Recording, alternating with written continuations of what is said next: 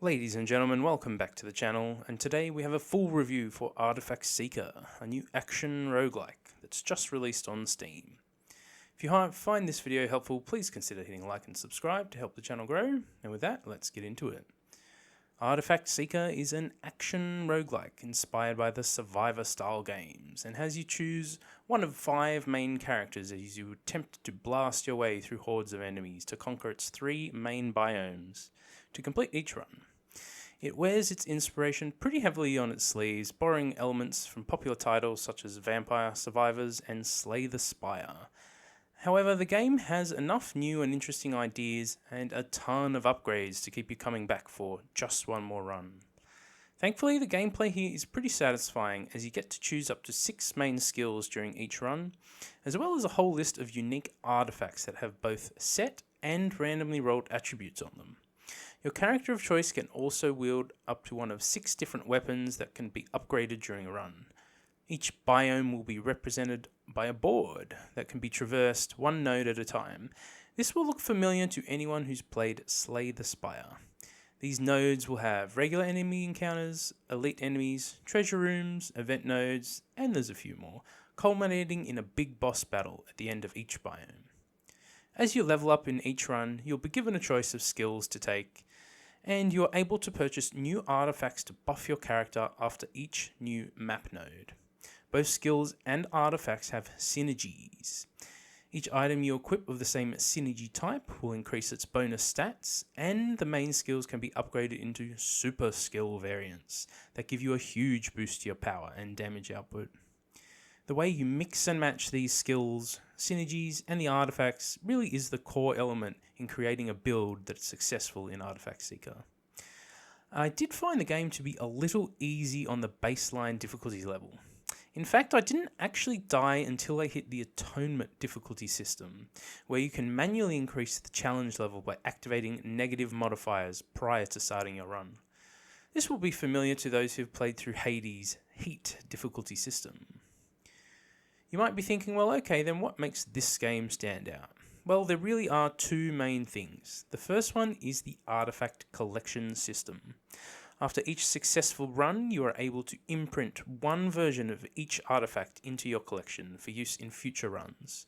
And because these artifacts roll with random attributes, part of the endgame here is to collect powerful artifacts and get the perfect stat rolls on them for your character builds.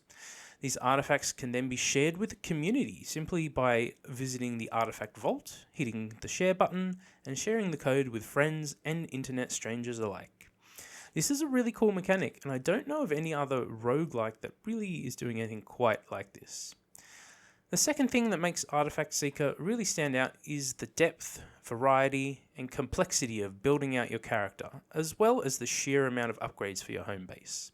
There really are a ton of different combinations and possible builds to explore here.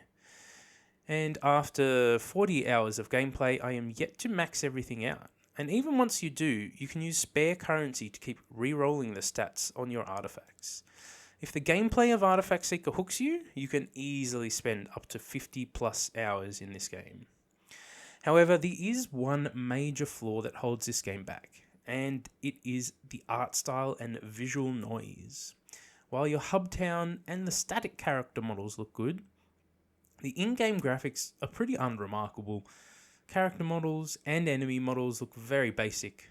Textures up close look pretty blurry, and the choice of colours in the combat arenas is sometimes questionable.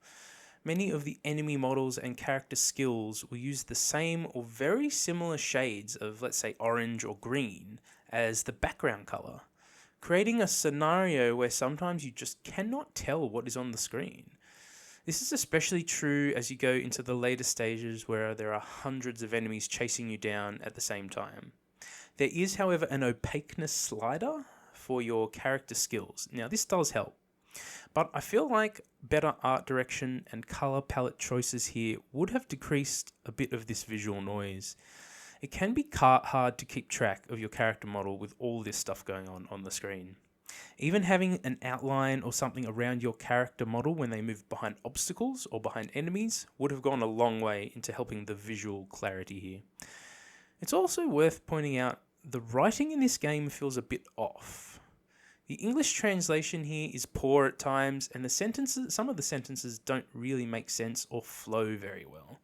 There is no voice acting either, and the story is pretty straightforward, and really is only here to serve the main gameplay loop. Ultimately though, gameplay is king, and I was able to push past the visual noise as I found the gameplay loop and the meta progression here pretty satisfying. And for just $9 US, you can easily get anywhere up to 50 plus hours of gameplay out of Artifact Seeker. As with many of these roguelikes, the developers have committed to updates and improvements and have already announced a 6th character for the roster, so expect some of these issues to be ironed out over time. And that's our review. Thanks so much for checking out the video. Hit that like and subscribe button as we've got a lot more roguelike and RPG content coming up on the channel. Also, check out our full starter guide for Artifact Seeker and our in-depth build guide for Stella's Toxic Bow, both up on the channel now. And with that, thank you so much and have a fantastic day.